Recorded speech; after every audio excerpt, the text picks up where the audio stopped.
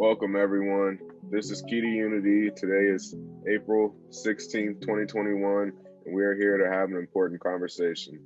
I'm Naquel. I'm Owen. I'm Sydney. I'm Abby. I'm Paige. And I'm Jackson. And we are Key to Unity.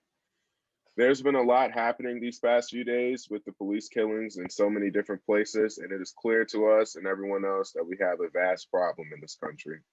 Yeah, have you all seen the video of it? I can't watch the video.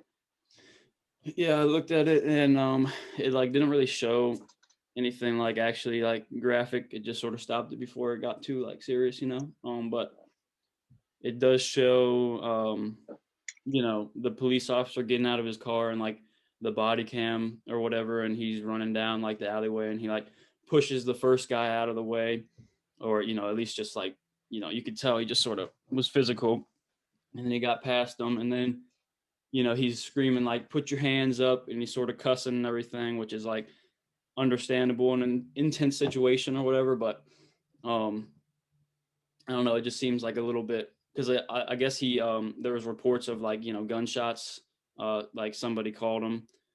Chicago Emergency, Travis. Hi, I just heard gunshots. But how many shots did you hear? A lot, more than 5. Or called in, saying there was more than 5 gunshots that she heard and stuff like that. And, when he got to him, he shined his light on him. He was saying, put your hands up. And, the guy put his hands up at him, and, he just sort of didn't even give him a chance, really. I didn't think. He just sort of just let the gun fire without even really trying to detain him or anything. So, Like he said, turn around, show me your hands, and he did.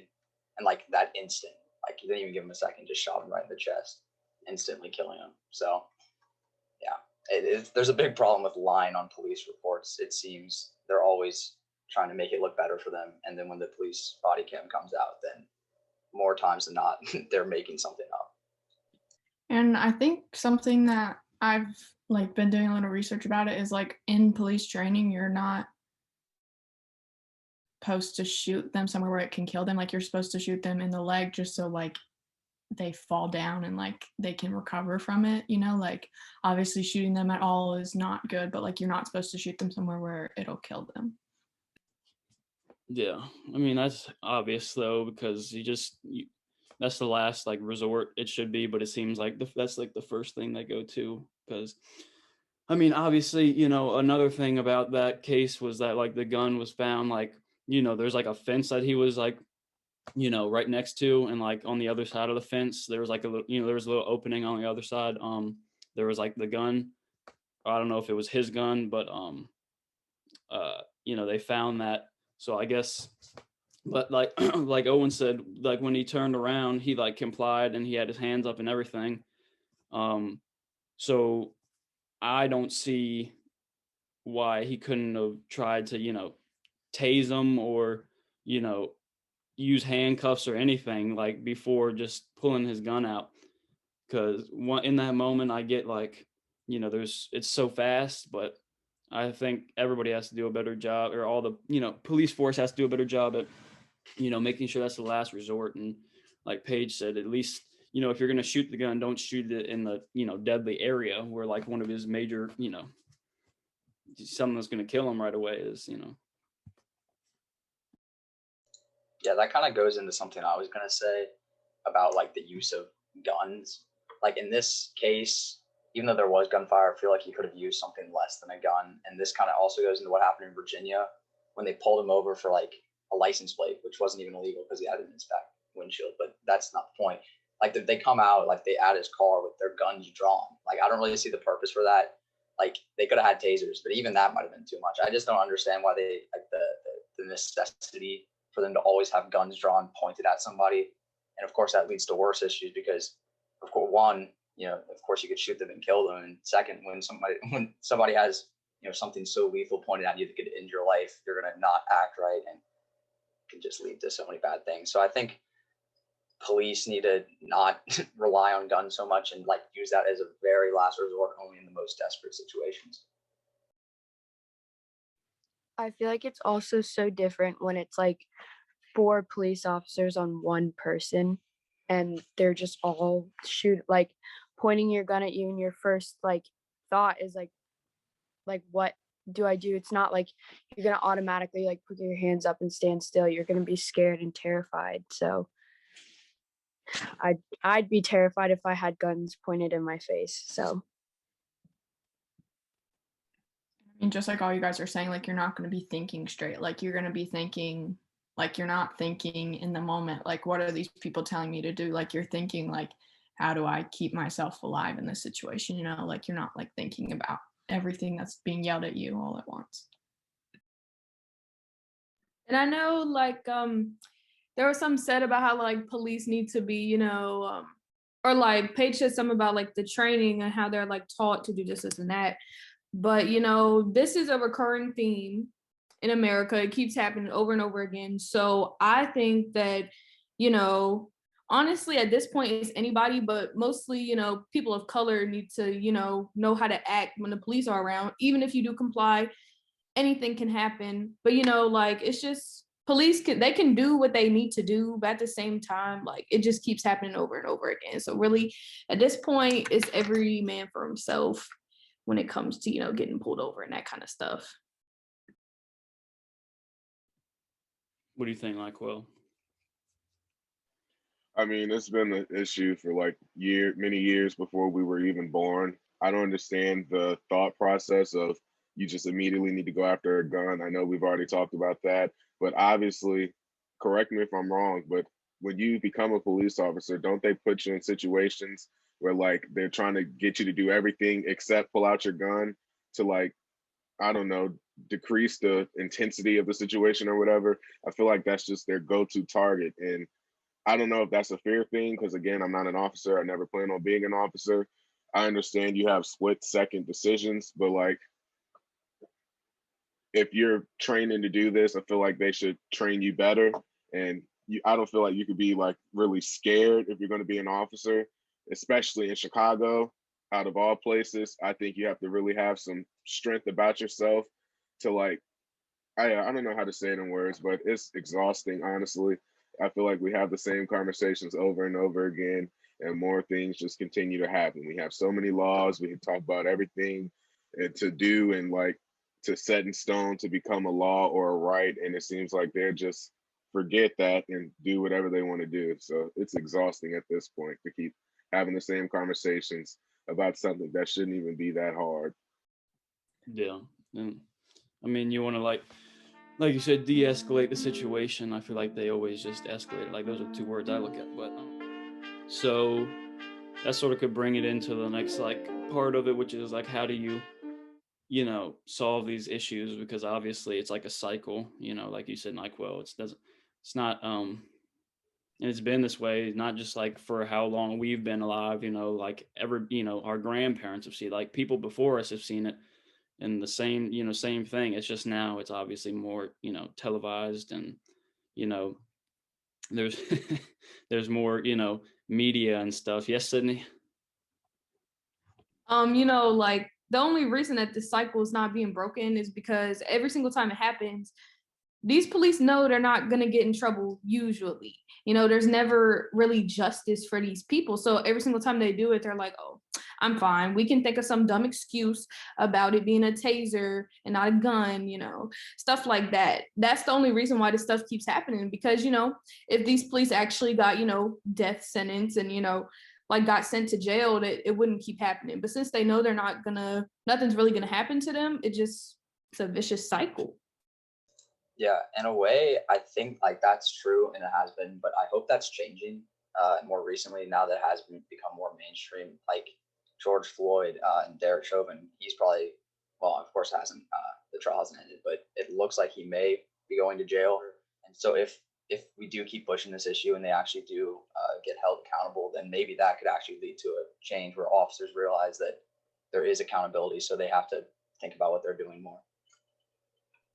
I think like in Minneapolis, like when George Floyd died or was murdered, he like the Minneapolis like governor and everything, like they came on and like they kept saying all this stuff like we're changing, and then it happens a year later, like, you know, like, and like it's hard for me to understand, like I know that like they're thinking in like a split second, but like your taser is on your like one's on completely different sides of your body, so like you have to know which one you're grabbing. Like you have to know that you're grabbing your gun and not your taser. Like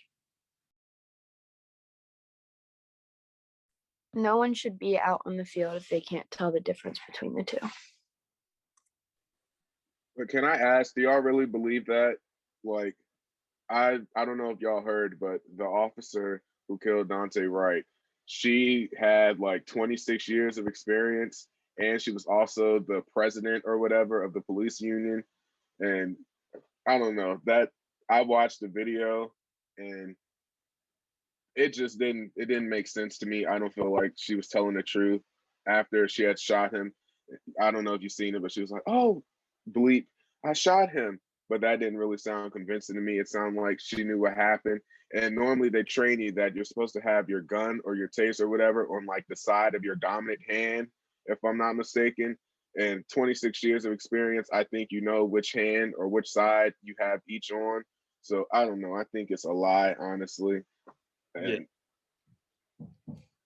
Yeah, I mean, I think like somebody said, but I think Sydney said it, like the accountability factor, and I mean some other people said it too, but the accountability factor of like they know they're not going to be held accountable for these things. So obviously, like, you know, with anything else, like I mean, there's a lot of other examples, but this is like one of the biggest ones, especially in this society, is like the system is, formed so the people at the top will stay at the top, and the people at the bottom, even if something wrong happens to them, then, what can they do? Because the people who are dictating where, the situation is going to go are also, at the top, and also, not in favor for the people, who they don't know about, which is, the people, for example, like the 13-year-old Adam, the areas of Chicago, and stuff like that. Like they don't know about, those type of people. They just know about, if they sort of show or reveal that, people who are supposed to be so powerful and like safe, and, keep everybody safe, are actually bad people, then that's going to make themselves look bad, they feel. So, I think the quickest way to answer the question that I asked would be like to reform, the police, the way, the police system and the way they select people and the training they do, like you all said. And because clearly there's some sort of lapse in like selection, because like you just said, Naquel, like 25 or however many years of experience, you would think somebody could, handle that situation the right way. But clearly, because of the type of person, like the thing she was taught, or whatever, she thought that was an okay thing to do. So I don't know. I guess reform rather than, like people say, defund. I don't think you need to defund the police, but you definitely need to reform the way the system is and the people who they select. So I also think something that like this all leads into is stereotypes. Like there are stereotypes for the people who live in the ghettos, and like there are stereotypes for all of these things, and like that leads the police to then believe that, oh, this kid is doing something wrong because this is where he lives. Like that's not how it works. Like yes, he might have low income or whatever, but that doesn't mean that he is a bad kid or anything like that. So like the police honestly just need to like put aside the stereotypes and take each situation as it is. Okay, I'm gonna stop doing that. Paige, I agree with you. Stereotypes is definitely it, but I also think like at this point it's either just simple racism or like they just want to show their dominance over, that whole white supremacist stuff. So I feel like, stereotype, and then they could just simply be racist. or they just want to, because, cops, they like to show their power over everybody. But at the same time, they're not supposed to be showing power. They're supposed to be protecting our country and our cities. So I just don't get it. What do you think racism stems from, and that kind of sort of ignorance? Like, it stems from like fear and a lack of knowledge. It doesn't stem from just who they are, who they were born as. This is like the biggest thing everybody needs to realize, is that people are not people, the way they are right now is not who they were at birth. They learn these things. They sort of developed into this sort of being who has this philosophy or predetermined sort of like notion on the way people are and how people act. And, they already have these things set up in their mind before the situation even happens. Just from looking at somebody, they think that they can apply some sort of, like you said, stereotype or some sort of, just thought to them, like that, this person, since, maybe they're sagging their pants or their hat's on backwards or whatever the stereotype is, that they're going to be a threat to my life. That's not the truth. That's just the way, some people want to dress, or, it's just sort of like how it is in the area. People aren't, fully attached with each other. So they think that they can just sort of like assume who each other are. And see you later, Naquel. We didn't even say see you later, but all right. Yeah. I agree with what Sydney was saying about the power dynamic, and they're kind of like trunk of power almost. This can especially be seen in Virginia, down by Norfolk. But it's like the guy in the car is just saying like, "What did I do? Can you please explain?" And he just refuses to answer. I think that's just that power dynamic where he's like, "I don't need to answer to you, all this." And it can, like, if he would have just said like your license plate or whatever, it could have just ended right there.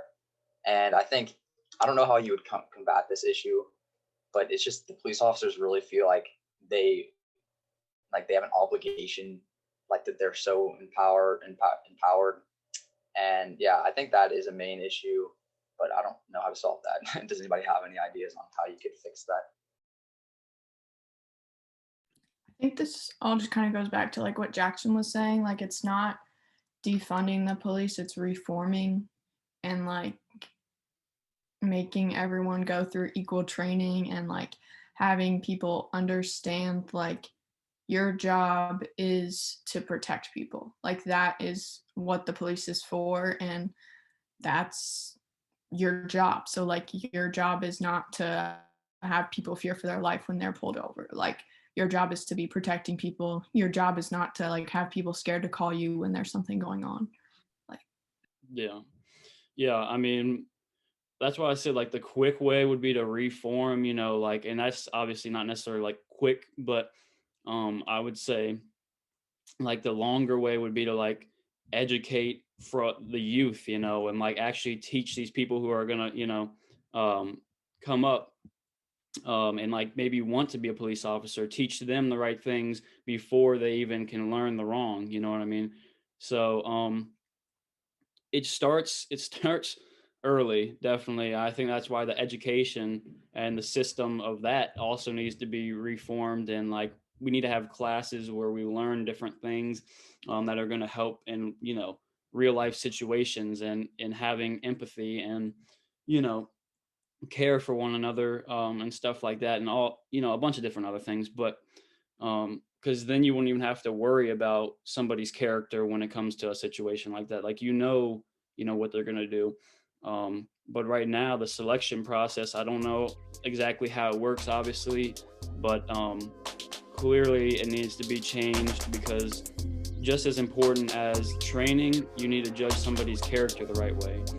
Something that I wanted to hit on just before we end is that I know that today, April 16th, is like the anniversary of the Virginia-Tech shooting, and that just kind of like goes to show that this is not something new. Like, this is something that's been going on for a while, like gun violence and everything. So yeah, I mean, I don't know a ton, but I do know like 30 something people died in like the science wing or something. Some person just walked in and shot everybody, which is terrible. And it kind of like it has been going on for so long, just stuff like this. Like even today in Indianapolis, I think 8 people died.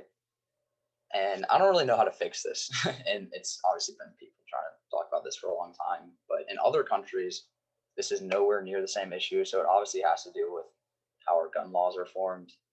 But it's really, I don't know how to say it's a problem, but because it is in the Constitution, it makes it so hard to change. And people, for whatever reason, are so clung to the idea that they need to have these crazy guns. And I don't know. I don't get it. I really don't. If you're going to own a gun, there needs to be something that goes on to like figure out who you are as a person and like make sure that you are mentally fit to own a gun. Like, I mean, that sounds so simple, but like that's not in place right now. And like that's causing these mass shootings. Like I know that there's one in Virginia Beach like 2 weeks ago, and like there's been more mass shootings in 2021 than anyone should ever have to deal with. And like people are losing family members at rapid rates, and like that's heartbreaking. Yeah, I mean, the fact that it's in the Constitution doesn't discourage me or anybody else or anybody who has like a who wants to change, because I don't care like where it's written or who wrote it. Like I'm not going to live my life, and I'm not going to let up my children or whoever go through the same thing just because it's written in the Constitution that so many people didn't have a say in. There's a certain amount of people who had a say in it, and it affects everybody. So that's not obviously fair or just. So I think whatever way to change it, that's the way we should go. So I mean, there's not necessarily like exact answers that I have on my mind right now, but there's obviously passing laws and passing just different things and taking it one step at a time. But we need to take action now because it's happened too long. So what do you think, Abby? I mean, I definitely agree with everything. There just needs to be overall just set consequences for these things, and it needs to be harder for people to get guns. You can't exactly say no one can purchase a gun ever, because I mean, my family owns guns, but they also have them protected and kept in a safe and only use them during hunting season, and I'm sure Paige, your dad as well. But it needs to be harder for people to purchase guns. Like this can't like be continued. So I sort of disagree. I just feel like if we had obviously, and it's like, oh yeah, keep dreaming, but like if we had like that bond as a society, and we had like educated children who came up to be like understanding and non-violent people, just like Martin Luther King Jr. wanted everybody to be, then there would be no need for weapons. There would be no need for using them to try and harm or protect from one another. And obviously that's a long way down the road because of the current state of everything. But that should be everybody's goal. That should be everybody's dream, or just like I said, goal, to not have to worry about protection of and protecting your family from people who and like or who you don't know, but who are just like you. So yeah, I just think there just needs to be a lot of reform in education, and I think that'll be the biggest place to start. And that's kind of why we're here. We got to be the key. Be the key. Yeah, I mean, these conversations are super important too. So I mean, I thank you all for giving your insight on it and how you feel. I don't really know how to conclude this, but thank you. Everybody say see ya. Bye. Bye. bye. Also, bye guys. Cut out soon. Bye.